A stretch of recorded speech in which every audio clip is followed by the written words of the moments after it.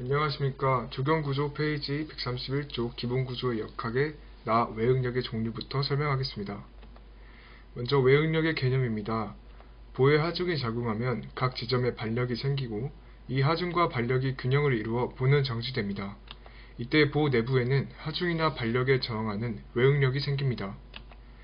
외응력에는 축 방향력, 전달력, 휨 모멘트가 있습니다.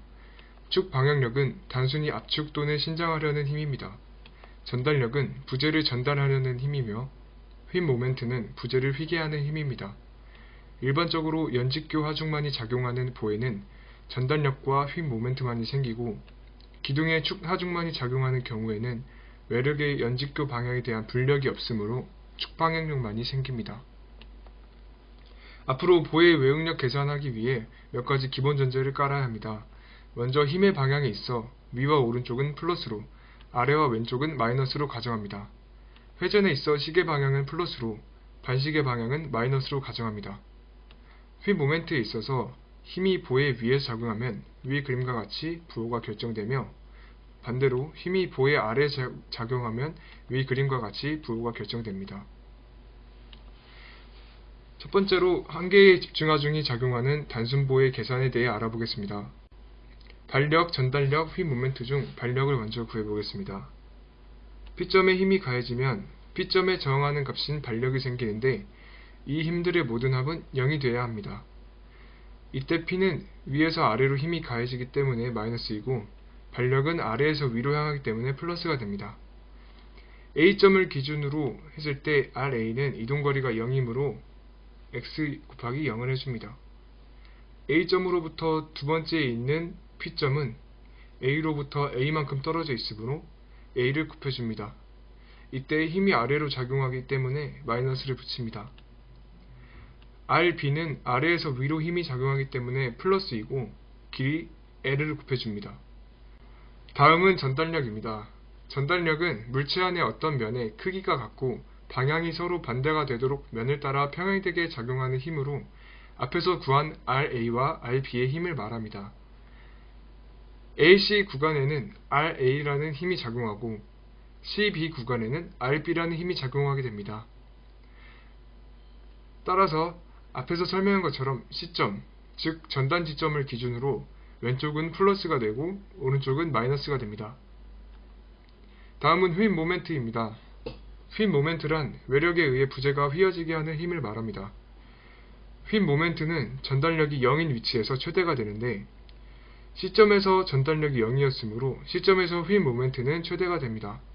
반대로 A점과 B점은 고정되어 있어 휨 모멘트 값이 0이 됩니다.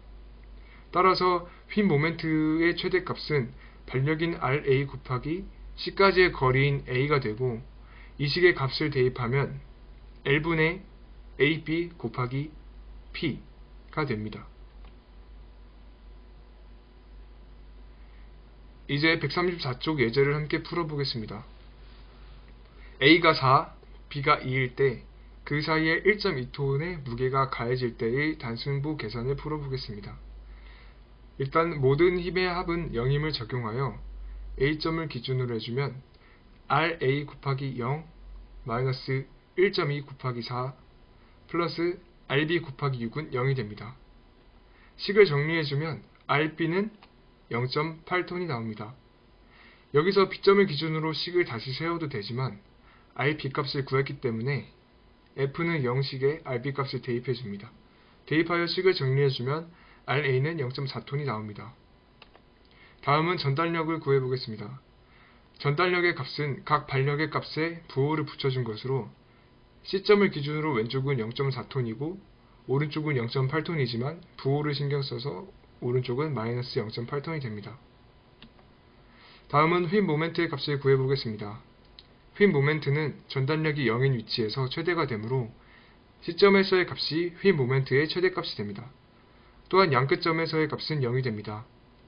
식의 RA 값과 거리를 대입하면 1.6톤m가 나옵니다. 부호는 하부 인정이므로 플러스가 됩니다. 다음은 등분포 하중이 보 전체에 작용하는 단순보의 계산입니다. 등분포 하중이 보 전체에 작용하는 단순보는 힘이 보 전체에 고르게 전달되기 때문에 등 분포 하중 전체 또는 일부분을 하나의 집단으로 보고 부분 하중의 합력이 중점에 집중 작용됩니다. 반력은 합력이 중점에 작용한다고 생각하면 RA와 RB는 같기 때문에 전체 하중을 반으로 나눈 것과 같습니다.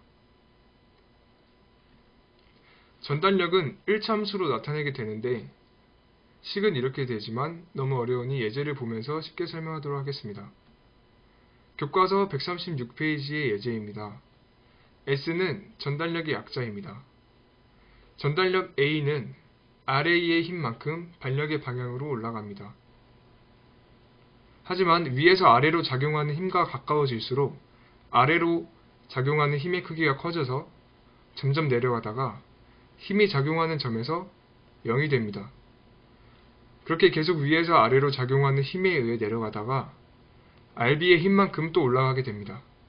그렇게 되면 SB의 값은 마이너스 RB가 됩니다. 예제를 풀어보면 SA는 RA와 같고 그렇기 때문에 0.8 곱하기 4는 3.2톤입니다. SX는 하중인 0.8 곱하기 전체 길이인 8을 2로 나눠준 값에 하중인 0.8 곱하기 x까지의 거리인 1을 곱해준 값을 빼주면 1.6이 나옵니다. 휜 모멘트는 힘에 의해 부재가 휘어지게 하는 힘을 말하는데 먼저 A의 모멘트 값을 구해보자면 등 분포 하중에서 휜 모멘트가 가장 강하게 나타나는 곳은 보의 중간 지점인 C이고 그러므로 A 자체의 모멘트 값은 0입니다. 그 다음 모멘트 X는 임의의 점 X에서 휜 모멘트를 말합니다. 이때 모멘트 X는 RA의 반력을 받으면 위쪽으로 휩니다. 그때의 부호는 플러스입니다. 그럼 RA 곱하기 X까지의 거리 X를 해줍니다. 그 다음 하중의 힘은 아래로 작용하기 때문에 마이너스 부호를 써주고 거기에 하중값인 오메가 X를 써줍니다.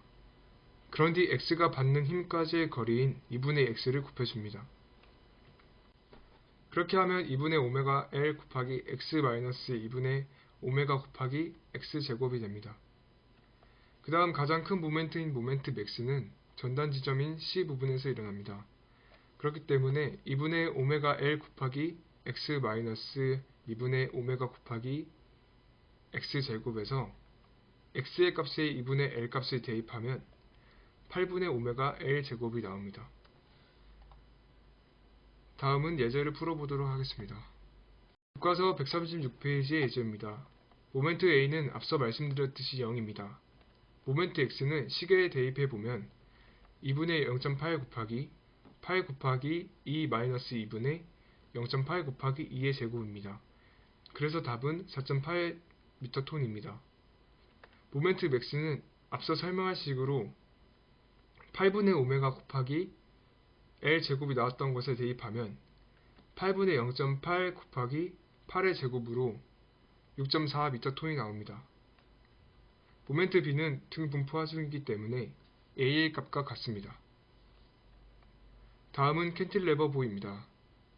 캔틸레버 보는 한쪽 끝만 고정된 상태의 보를 말하는데 한쪽이 고정되어 있으므로 반력은 고정단에만 생기며 하중이 수직 방향인 경우에는 수평 반력이 일어나지 않습니다. 첫 번째로 캔틸레버 보의 전달력을 구해보겠습니다. 임의의 점 X가 C점을 기준으로 왼쪽에 있을 경우 이 구간에서는 반력이 생길 수 없으므로 전달력은 0이 됩니다. 반면 X가 C와 B 사이에 있을 경우 고정단이 있으므로 평행 조건식에 의해 P와 같은 크기의 힘이 생기게 됩니다. 이때 마이너스 구간이므로 마이너스를 붙여줍니다. 다음은 휜 모멘트입니다. 임의의 점 X가 A와 C 사이에 있을 때 반력이 없으므로 모멘트는 0입니다. 임의의 점 X가 C와 B 사이에 있을 때 고정단이 존재하므로 모멘트가 발생합니다.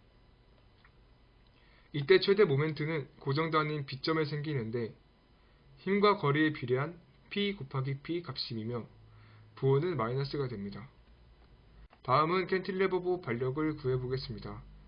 반력은 평행 조건식에 의해 R-P는 0이 되고 이항하면 R은 P로 두 값이 같기 때문에 반력은 전단력과 힘 모멘트의 절대값과 같습니다. 다음은 내응력의 종류입니다. 외응력에 따라 부재의 단면 내에 생기는 것을 내응력이라고 하고 일반적으로 응력이라고 부릅니다.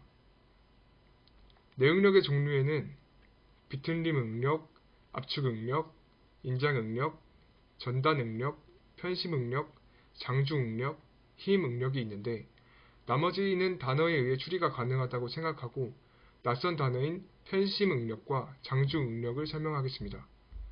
편심 응력은 어느 한쪽으로 응력이 발생하는 것을 말하고 장주 응력은 긴 기둥에 응력이 발생하는 것을 말합니다. 이 중에서 수평부재의 내응력 산정 시에는 힘 응력과 전단 응력이 사용되고 수직부재의 내응력 산정 시에는 축 응력과 편심 응력, 장주 응력이 사용됩니다.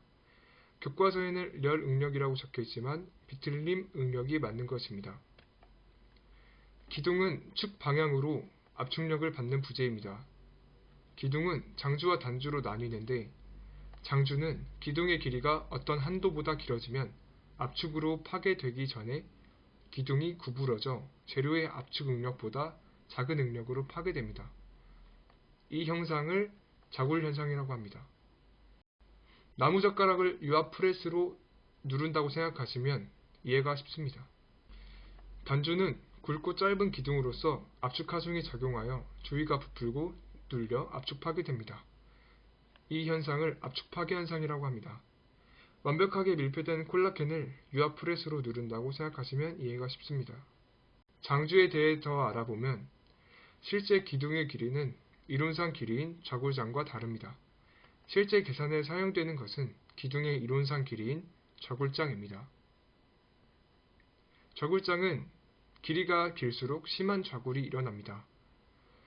그림과 함께 보시면 4종의 지지 방법에 따른 좌굴장이 나와 있는데 1단 고정 타단 자유부재의 좌굴장, 양단 회전 부재의 좌굴장, 1단 고정 타단 회전 부재의 좌굴장, 양단 고정 부재의 좌굴장이 있습니다.